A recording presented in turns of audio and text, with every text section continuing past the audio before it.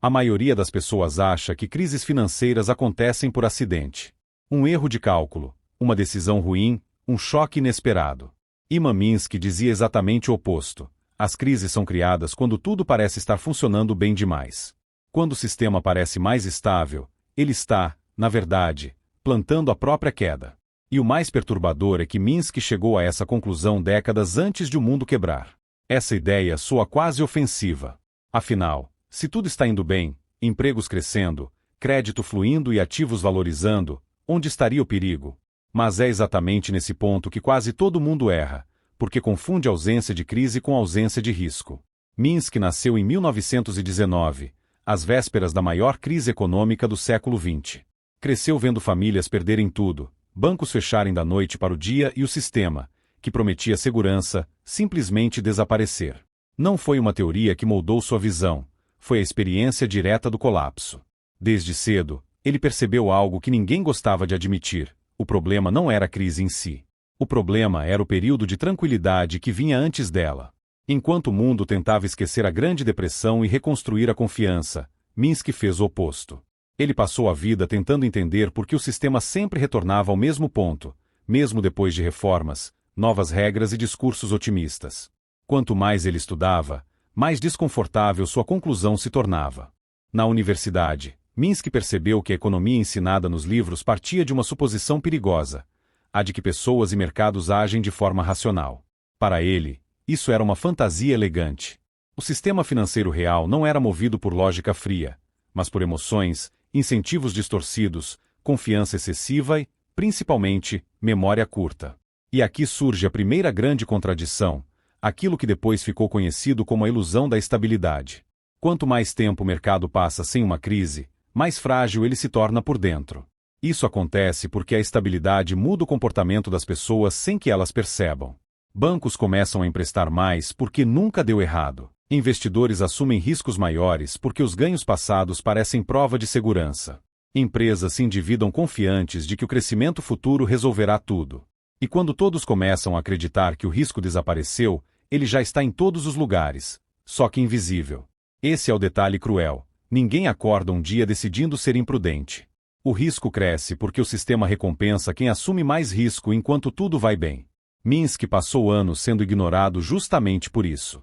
Suas ideias não apontavam vilões claros, não culpavam um grupo específico. Ele dizia algo muito mais incômodo: o sistema financeiro carrega dentro de si o próprio colapso. Não por fraude, não por erro, mas por funcionamento normal. Essa afirmação muda completamente a forma como você enxerga dinheiro, investimentos e crises. E agora vem a parte mais perigosa do raciocínio. Quanto mais tempo a economia passa sem crises, mais as pessoas acreditam que o risco foi eliminado. E é exatamente aí que o risco começa a crescer. Essa é a contradição central de Minsky. A estabilidade não reduz o perigo, ela o fabrica em silêncio, nos bastidores do sistema. No início, logo após uma crise, todo mundo fica cauteloso. Bancos restringem crédito, investidores evitam apostas ousadas, empresas fogem de dívidas. O sistema parece lento, travado, quase improdutivo. Mas, ironicamente, é nesse momento que ele está mais saudável. Só que essa fase não dura. À medida que o tempo passa e nada dá errado, a confiança retorna. E aqui está o ponto que quase ninguém percebe. As regras começam a afrouxar sem anúncio oficial, sem ruptura clara, sem um momento específico. Crédito fica mais fácil. Promessas de retorno passam a soar razoáveis. O que antes era considerado arriscado vira normal. Esse processo é silencioso porque ele nasce do sucesso, não do fracasso. Minsky dizia que o mercado não quebra quando está fraco. Ele quebra quando está confiante demais. Porque a confiança transforma exceções em regra. Investidores passam a acreditar que ganhos passados garantem ganhos futuros. Bancos passam a emprestar contando que o crescimento vai pagar a conta depois. E quando todo mundo pensa assim ao mesmo tempo, o sistema inteiro passa a depender de algo extremamente frágil: a continuidade perfeita do crescimento. O risco não desaparece. Ele apenas muda de forma. Sai do visível e vai para os bastidores, escondido em contratos, alavancagem e expectativas. Quanto mais invisível ele fica, mais destrutivo se torna quando reaparece. Para explicar esse processo, Minsky organizou o comportamento financeiro em etapas simples e assustadoramente previsíveis. Na primeira etapa, tudo é conservador. Empresas só tomam dívidas que conseguem pagar com o próprio fluxo de caixa. Bancos exigem garantias reais. Investidores evitam negócios que dependem de cenários otimistas demais. É chato, é lento, e exatamente por isso é seguro. Mas ninguém quer ficar ali para sempre. Com o tempo, o sucesso passado vira argumento. Empresas assumem dívidas maiores apostando que o crescimento futuro resolverá tudo. O sistema ainda parece saudável, mas algo muda por dentro. As decisões deixam de ser baseadas em segurança e passam a ser baseadas em expectativa. Pouca gente percebe, porque nada ainda deu errado. Então vem a fase mais perigosa. Dívidas passam a ser pagas com novas dívidas. Investidores já não dependem de renda real, mas da valorização contínua dos ativos. O sistema não precisa mais funcionar bem, ele só precisa continuar funcionando. Esse é o ponto-chave de Minsky. Quando um sistema depende de que tudo continue dando certo para sobreviver, ele já está instável. Os números ainda parecem ótimos. Lucros crescem, crédito é abundante, o discurso é otimista. Foi exatamente assim antes de 2008. Para a maioria, parecia um choque inesperado. Basta um pequeno choque, uma taxa de juros, uma quebra pontual, uma mudança de humor, para que a engrenagem pare. E quando para, ninguém entende como algo que parecia tão sólido desmoronou tão rápido. Mas para Minsky, o colapso não é surpresa. Ele é o final lógico de um processo que começou quando tudo parecia seguro. Esse ponto de virada tem nome: Momento Minsky. O mais assustador do colapso não é que ele acontece. É que quase ninguém percebe o perigo até que seja tarde demais.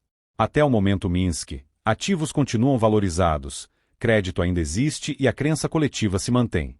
Mas o sistema já está apoiado em algo extremamente frágil, a confiança de que sempre haverá alguém disposto a pagar mais caro amanhã. Quando essa crença falha, mesmo por um detalhe pequeno, a reação é imediata. Confiança vira corrida. É aí que governos e bancos centrais entram em cena. Após o momento Minsky, o discurso muda rapidamente. O mercado que defendia a liberdade total passa a pedir ajuda. Resgates evitam um colapso imediato, mas criam outra contradição profunda. No curto prazo, funcionam. O pânico diminui. O sistema respira. Mas no longo prazo, o comportamento muda. Quando agentes percebem que sempre haverá socorro, o risco passa a parecer aceitável. Não por irresponsabilidade, mas por aprendizado. Minsky chamava isso de fragilidade financeira institucionalizada. O sistema se mantém em pé, mas cada ciclo torna mais dependente de intervenção. A estabilidade volta, mas é artificial. E o risco começa a crescer de novo, fora do radar. Por isso Minsky dizia algo ainda mais perturbador: crises não são falhas do sistema. Elas são o próprio funcionamento normal dele. O capitalismo financeiro recompensa quem assume mais risco enquanto tudo vai bem.